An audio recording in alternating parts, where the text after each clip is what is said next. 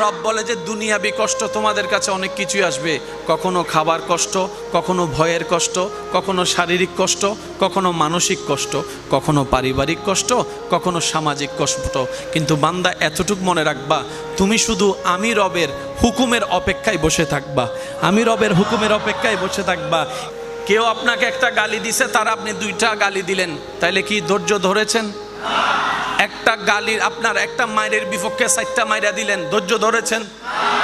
একজনে গালি দিয়েছে, তারা ধরে 10 জনে মিলে গাছতলায় নিয়ে পিটাইয়েছেন, ধৈর্য ধরেছেন?